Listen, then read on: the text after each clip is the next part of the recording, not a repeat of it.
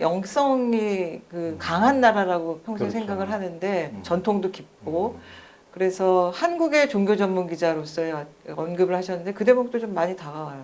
네. 특히 여기는 뭐 유교부터 시작해서 유교가 종교는 아니지만 그 강연도 그 대목을 언급한 대목도 제가 들은 적이 있었는데 그러니까 네.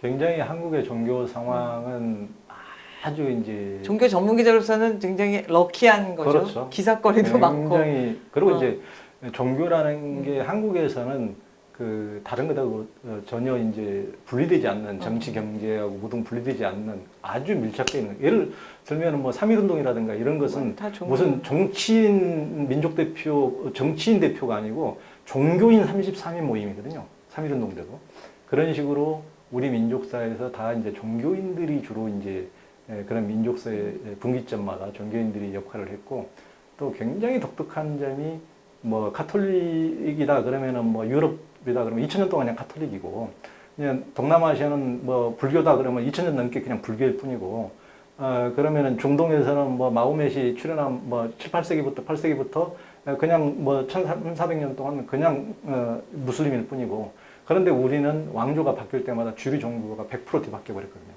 고조선 때 뭐 선도와 무교가 지배했다면은 통일신라 시대하고 고려 시대에는 국교가 불교고 불교가 불교였음에도 딱 이성계 조선이 이제 들어서면서 불교는 다 변방으로 쫓겨나고 국교가 유교고 왕부터 동네 향방까지가 다 유교 다 차지하고 그러면서 이제 그 뒤로는 또 이제 민족 종교가 뭐 천도교, 증산교, 오물교가 이렇게 나오고 그러면서 지금은 이제 뭐 개신교, 카톨릭이 등장해서 거의 뭐 개신교, 카톨릭이 어떤 이제 주류 종교처럼 이렇게 기능을 하게 되고 그러니까 이런 식으로 주류 종교가 이런 식으로 100% 확 바뀌는 나라는 전 세계에 유례를 찾아볼 수가 없어요. 굉장히 한국만의 독특한 특성이고 그러면서 우리들의 어떤 무의식이라든가 이런 것에 엄청난 영향을 미치고 그래서 이제 복합적으로 그래서 요즘에 이제 저는 이제 한국의 어떤 문화를 예전에 이제 고조선의 어떤 풍류도라 그러잖아요. 어떤 바람개비가 도는 것을 항상 산태극이 도는 것처럼 우리는 다양한 어떤 무교적인 것과 불교적인 무교적인 음주 가물을 즐기던 아주 동적인 무교적인 구판을 부리는 무교적인 것과 불교적인 아주 동적인 것과 유교적인 굉장히 하이라키적인 것과 권위적인 것과 이런 그 이후에 기독교적인 또 어떤 그 동적인 게 이런 식으로 맞물려 돌아가면서 요즘에 유행하는 융복합식으로 어떤 종교 사상에도 어떤 휘몰아치는 바람 같은 그러면서 하나로 고여있지 않고 정체되어 있지 않고 그렇기 때문에 굉장히 그렇게 휘몰아친다는 것은 그 뭐 태평양에서 난류와 한류가 만났을 때 명태가 가장 많이 잡히듯이 어떤 또 바다와 강물이 만나는 지점에 물고기가 가장 많듯이 어떤 식으로 한 종교 사상만이 계속 고여 있으면 새로운 것이 창조될 수가 없는데 우리는 전혀 다른 문명과 문명, 종교가 만나면서 새로운 것이 창조될 수 있는 엄청난 그런 여건이 있었기 때문에 우리가 미처 우리 자신을 모를 뿐이지 종교적으로 굉장히 깊어요. 굉장히 깊고 이런 것은 새롭게 조명돼야 될 부분이고 뭐 동남아시아라든가 뭐 유럽에서 어떤 대단한 영성가들 많이 이렇게 계속 우리가 그걸 존중하고 많이 배우는데 실은 한국에 더군다나 이제 어두운 시대를 예를 들면 구한말이라든가 지금 더군다나 시절이 어두울 때는 내면적으로 무의식에서 더 깊숙이 심층으로 들어가거든요. 더 고민이 많아지고 고뇌가 많아지고 철학적인 전부 다 철학자가 되기 때문에 외적인 고가 깊어지면은 그럴 때 한국에서 굉장히 깊이 있는 대단한 영성과 종교인들이 많아요. 그것은 앞으로 굉장히 세계사적으로 앞으로 굉장히 이제 주목받을 것이고 지금 어떻게 보면 한류라든가 이런 전 세계에서 이런 것도 한국의 어떤 깊숙한 무의식과 종교성이 발현된 것이라고 저는 이제 그렇게 보거든요. 그래서 전 세계에서 다른 데서 찾아볼 수 없는 굉장히 독특한 게 우리에게 있어요. 저는 더 이 부분은 정말 뭐 몇 시간이라도 이야기하고 싶은 주제인데 지금 뭐 여러 가지 상황이 힘들고 그다음에 한국에 대해 뭐 미래에 대해서 비관적인 목소리들도 많지만 저는 기본적으로 한국의 앞으로 미래는 굉장히 그 정신적인 이런 내공이나 특히 아까 고난 속에서 이제 이런 것들이 나오기 때문에 그렇죠. 굉장히 희망을 많이 갖고 있는데 우리 조 기자와 그런 이야기들을 더 나눌 수 있으면 저는 그래서 굉장히 대한민국이 앞으로 뭐 선진 어떤 정신이랄까 또 이런 융복합 시대에 그 바탕에 종교적인 여러 뿌리들이 있다는 것에 대해서 100% 정말 다가옵니다. 더 나중에 얘기를 듣고 싶고요. 그 본인이 좀 조직을 만들고 싶은 생각은 없어요? 조직의 수장이 아니 저는 이제 전혀 그런 쪽에 머리가 안 돼요? 머리가 그런 쪽으로 굴러가지가 않고 어떻게 하면 쓰나 이렇게 그렇죠. 되나요? 이제 제가 조금 성향이 약간 개인적인 좀 성향이 강한 것 같고 그러니까 이제 그래서 지금까지도 뭐 이제 그것을 구하는 방식도 어떤 조직에 들어가서 구하기보다는 저 혼자 바나나 메고 이렇게 돌아다니고 순례하는 방식으로 뭔가를 내면을 탐구하고 이런 식으로 그런 것도 이제 그런 어떤 조직의 어떤 틀에 들어갈 수 있는 성격 같으면은 조금 이제 그런 성격은 좀 아닌 것 같고 그래서 제 개인적인 성격이 좀 그런 좀 자유로운 영혼이죠. 다른 사람도 그러더라고. 너는 자유로운 영혼이라고.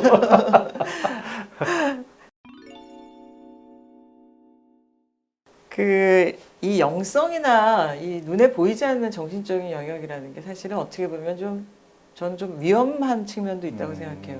이게 보이지 않는 것이기 때문에 특히나 요즘은 정신적으로 다들 힘들고 어려우니까 쉽게 어떤 것들을 붙잡고 싶어 하고 그리고 그것들을 잡았다고 생각하는 순간 또 더 집착해버리고 그래서 뭔가를 참 이게 옥석을 구분해서 소개한다는 게 더 좀 어려워지고 있지 않나라는 생각도 드는데 지금 뭐 어떻게 굉장한 전문가라고 할 때 그런 그 종교인들을 인터뷰하면서의 어떤 그 뭐 옥석을 구분한다 뭐 이런 고민들은 어떻게 해결해 왔어요? 굉장히 중요한 대목이죠. 굉장히 중요한 거고 특히 종교는 사람의 어떤 의식과 무의식을 다루는 영역이기 때문에 사람을 조종해서 자기의 노예로도 만들 수가 있는 것이고 이러기 때문에 굉장히 중요한 질문이시고 저도 항상 이제 그 점을 이제 유념하죠. 유념을 하고 많이 지켜보고 많이 이제 관찰하고 이제 그러면서 인터뷰도 이제 대상하는 선정을 하지만은 그럼에도 불구하고 이제 가끔씩 이제 우리가 이제 항상 미리 다 100%그 사람을 체험하고 인터뷰하는 게 아니기 때문에 어떤 신문의 어떤 구조적인 한계이기도 한데 어떤 이미 난 사람이 아니고 더군다나 저 같은 경우는 새로운 인물을 발굴하는 것을 너무 좋아하기 때문에 어떤 신문이나 이런 데 근거가 없이 새로운 사람을 인터뷰하다 보면 나중에 하고 나서는 이게 좀 아닌가 느낌이 드는 경우도 그럼에도 불구하고 이제 계속 이제 신문 같은 경우는 이미 정해진 지면이 있기 때문에 이제 써내는 경우도 가끔 있기도 하죠. 그러니까 100% 조영 기자가 썼다 그래서 저 사람 믿을 만하다 이렇게 생각할 수는 없다고 저는 생각을 해요. 이제 저는 이제 그런 점은 이제 그렇게 생각하는데 그러니까 지금 질문하신 것처럼 모든 사람이 어떤 그 조직이라는 것은 종교라는 것은 출발은 그 창시자는 선하지만은 조직의 논리가 되면은 다른 사람들을 자기에게 어떻게 꽁꽁 묶어놓고 수화로 만들고 그런 조직의 논리가 있기 때문에 자기 중심성을 가지고 있어야 돼요. 이것은 내 자신이 고통에서 벗어나고 내 자신이 행복해서 하기 위한 것이지 남을 위해서 종교를 믿는 건 아니잖아요. 자기가 노예가 되기 위해서 그런 점을 굉장히 유념하고 세상에서 성숙한 사람일수록 뭐 허황된 것을 찾기보다는 자기를 직면함으로써 자기 의지대로 자기 삶을 개척해 간다는 거. 그렇지만은 인간은 그래도 심리적으로는 역시 약한 존재거든요. 인간이라는 게 누구나 할 것 없이 약한 존재이기 때문에 그래도 뭔가가 구원이 필요하다면 기도하고 이런 것은 당연히 저는 좋다고 생각하는데 그럼에도 불구하고 그런 것에 외적인 것에 너무 매달려가지고 자기 어떤 주체성을 상실해버린다든가 그래서 남이 원하는 대로 그냥 콧대를 끼워가지고 끌려가는 대로 다 끌려간다 뭐 사이비 종교고 뭐고 이런 식으로 달콤한 말에 현혹돼가지고 전부 다 자기 뭐 어떻게 살아야 될지 자기 삶은 다 잃어버린 채 완전히 거기에 노예가 돼서 살아간다든가 그런 것이 제일 위험한 것이죠. 그러니까 결국은 종교도 그러고 모든 게 물론 자기가 거기에 대해서 국가고 사회고 가족을 위해서 자기도 헌신하고 노력해야 할 때는 하지만 종교에 대해서도 뭔가 어느 정도 일정한 헌신을 할 때는 하는 게 필요하지만은 자기 자신을 완벽히 노예 상태가 되는 것은 저는 곤란하다고 생각합니다. 결국은 이제 개별 종교의 어떤 외부적인 요인이 아니라 내면의 어떤 자기의 문제, 자기 책임 되게 중요한 문제 같고 또 사실 뭐 아까 옥석 이야기를 드렸지만 그건 사실 저에 대한 또 질문이기도 하고 때로는 아 이거 좀 어떻게 보면 아주 극단적으로 이거 뭐 사기치는 거 아니야? 이러면 안 되는데 내가 잘하고 있나? 뭐 이런 질문들.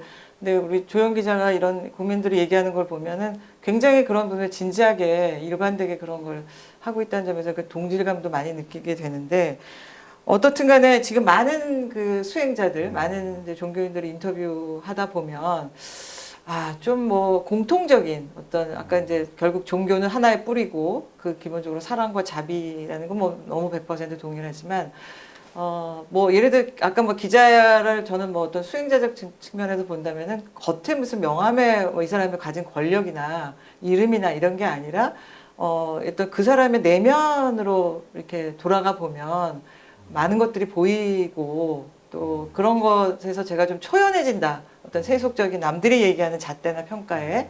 그래서 나만의 어떤 생각을 갖게 되는데 굉장히 기자의 일이 저에게 준 선물이라고도 생각을 하는데 종교인도 마찬가지일 것 같아요. 남들이 막 훌륭하다.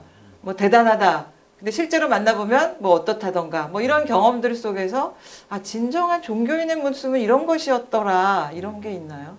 그렇죠. 그러니까 그 세상 사람들이 보는 것은 다 겉모습이잖아요, 거의. 겉모습이고, 또 우리의 의식 세계나 무의식 세계라는 것은 인간이라는 것은 다 양파 껍질 같은 존재이기 때문에 동물이라는 것은 굉장히 본능에 의해서 충실한 거의 단순한 사고 구조를 가졌지만은 인간은 굉장히 그런 다층적이잖아요.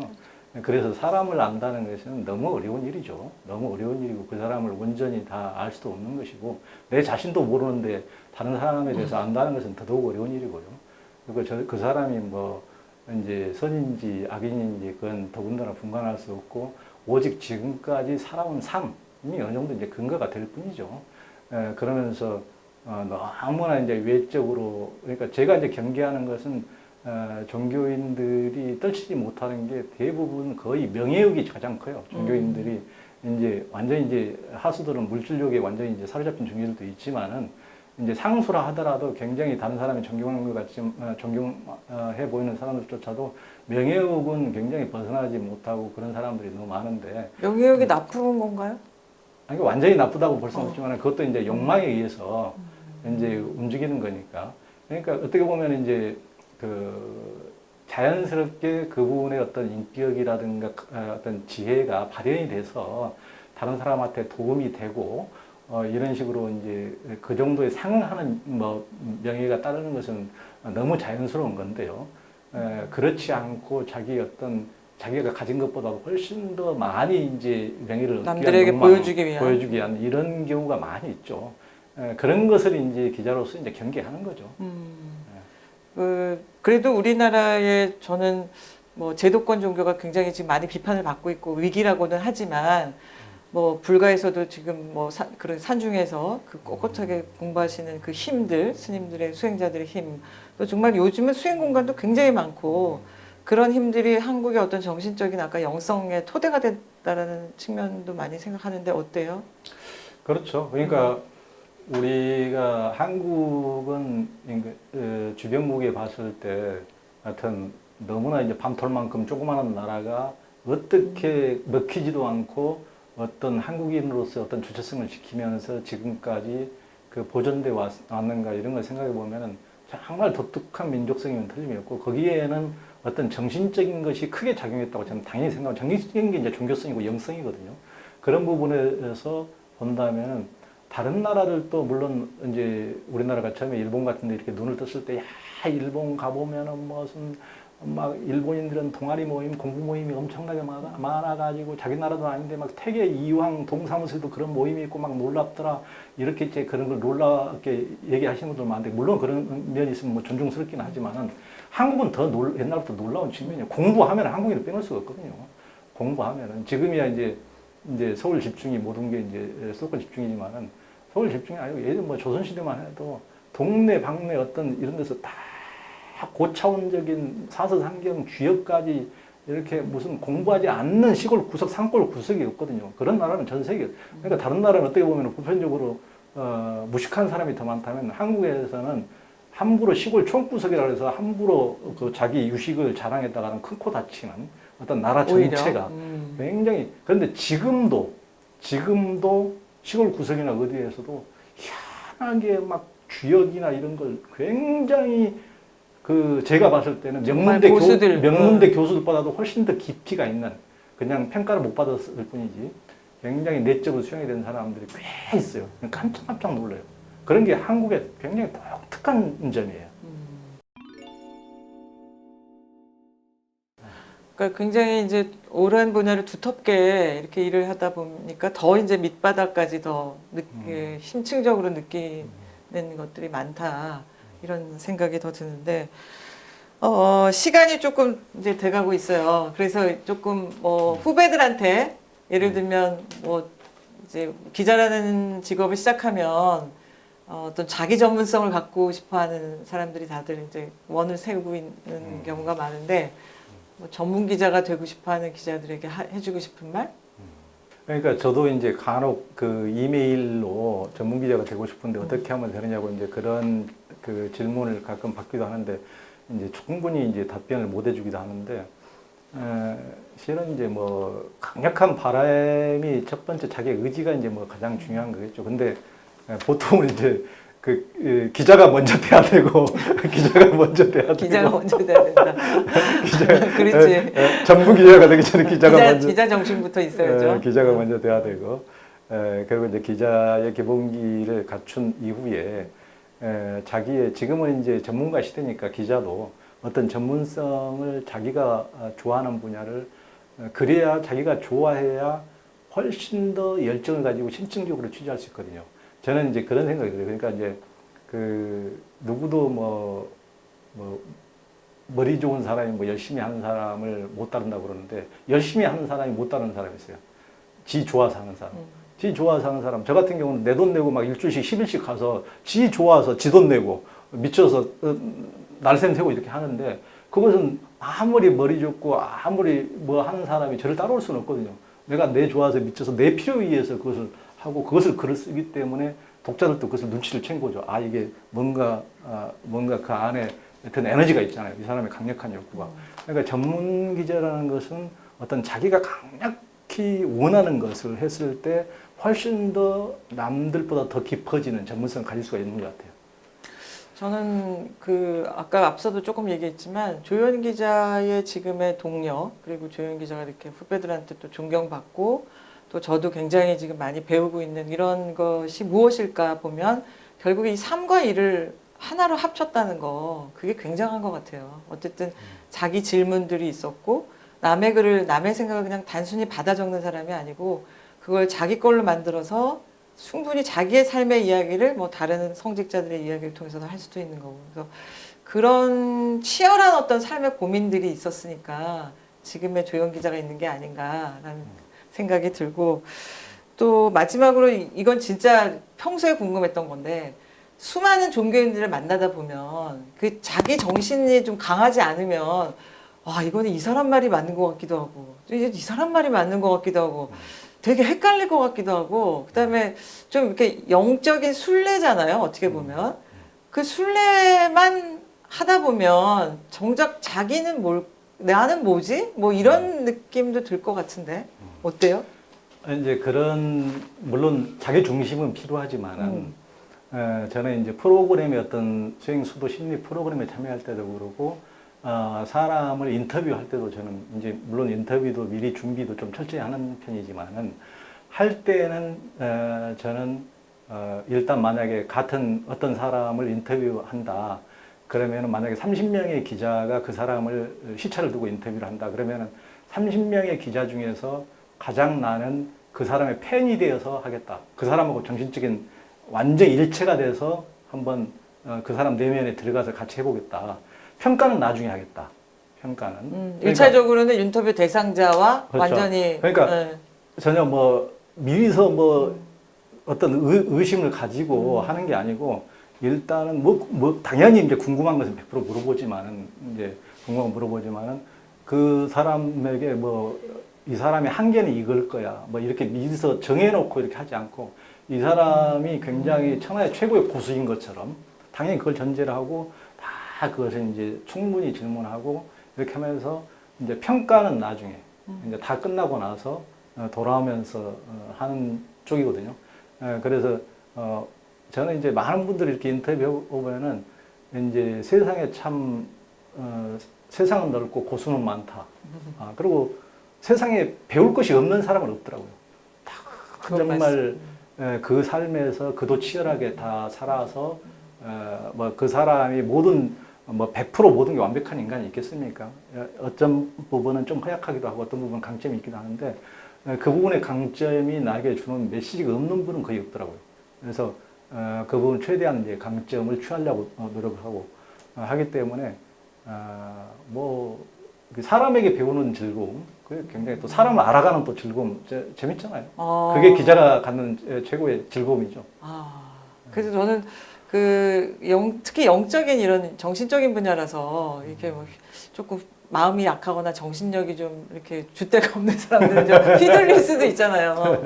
특히 종교인들의 자기 주장이 강한 사람들도 만나면은. 근데 오히려 그게 아니라 그렇게 배우고 그렇죠. 듣는 자세로 완전히 그 사람의 입장에서 듣다 보니까 또 배우게 생기고 그렇죠. 좋았던 것 같습니다. 어떠셨어요? 이렇게 인터뷰 이렇게 해본 적 있어요? 당해본 적? 뭐 많지는 않죠. 가끔 하지만 어떤 개인적인 것을 얘기할 기회는 네. 뭐 많지는 않죠. 30년 전부터 동료 기자로서 같이 또 뿔뿔 밑바닥 기던 기자하고 얘기하니까 편하게 잘했습니다. 끝으로 뭐 하고 싶은 얘기 어땠어요? 네.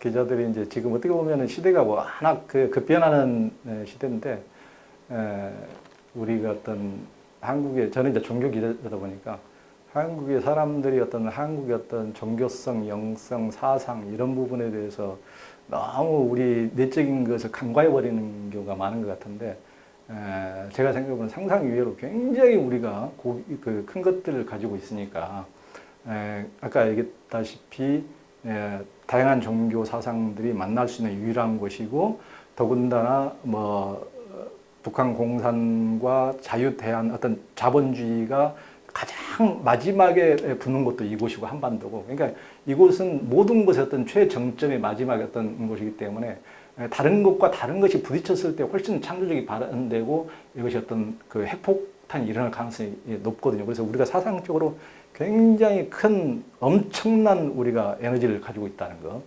그것을 폭파시키는 것도 우리 기자들의 몫이니까 기자들이 그런 점을 굉장히 좀 간과하지 마시고 우리 한국인들의 어떤 대단한 이런 것들을 파워를 제대로 발현시키는데 한국 기자들이 좀 기능을 대체할 바를 다 해줬으면 하는 바람입니다. 막 너무 어깨가 무겁습니다. 이 대목에서 이거는 정말 기자적인 수준의 기자의 낮은 질문일 수도 있는데 예를 들면 뭐 팁이라 그럴까 뭐 이런 데서 갑자기 떠올라서 그런 건데 그러니까 이거는 종교 기자 이전에 많은 이제 영성에 고민을 한 사람으로서 예를 들면 지금 너무 힘들다 내가 상황이 너무 뭐 정말 막 죽고 싶다 희망이 안 보인다 이럴 때 어떻게 하라고 조언하고 싶어요? 예를 들면 목사님 같으면 성경과 뭐 말씀과 뭐 종교인이라고 하는 말씀들은 또 그러니까 그분들의 얘기가 똑같다는 게 아니라 그러니까 스테레오타입 됐다는 게 아니라 종교인이 아닌 종교 기자가 생각하는 어떤 조언이 있을 것 같아요.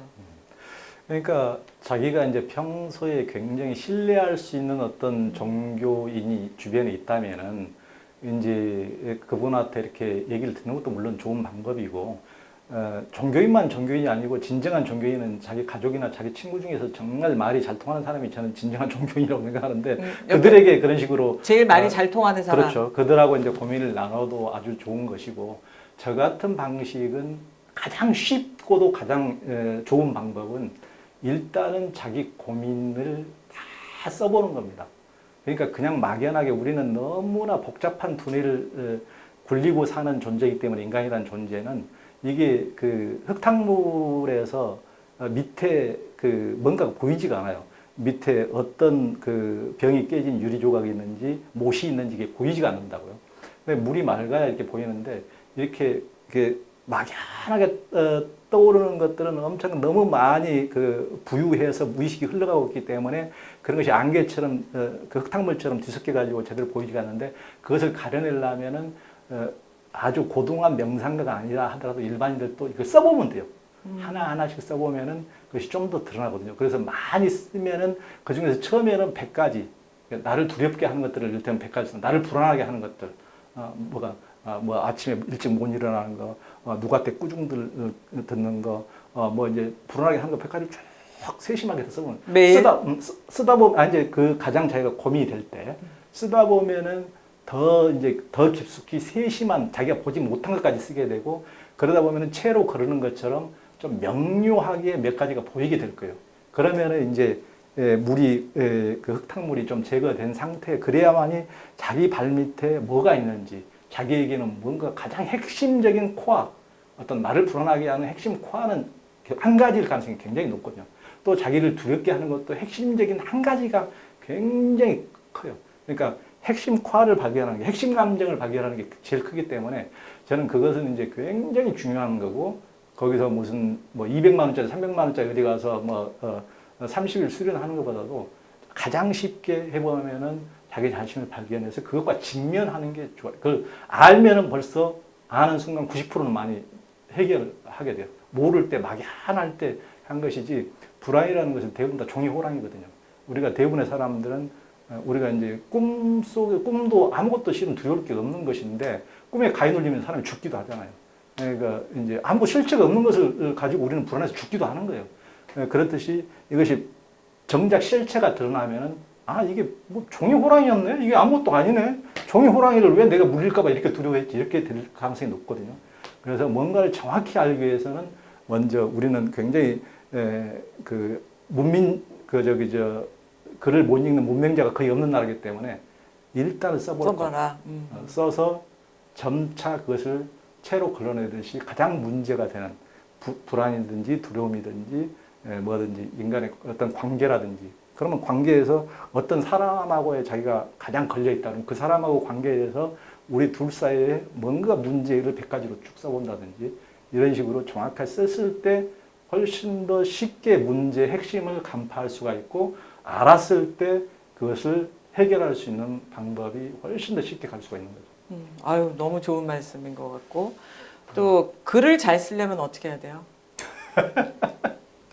글을 잘 쓰는 것은 이제 물론 다양한 방법이 있지만은 제가 생각해 저는 이제 부끄럽지만은 가끔 가다가 그런 얘기 들을 때 좀 화나더라고요. 어떻게 이제 글재주가 좋다 이런 식으로 얘기하면 누가 얘기하면 좀 화나더라고요. 왜냐면은 저는 실은 제가 생각해도 저는 글재주가 없거든요.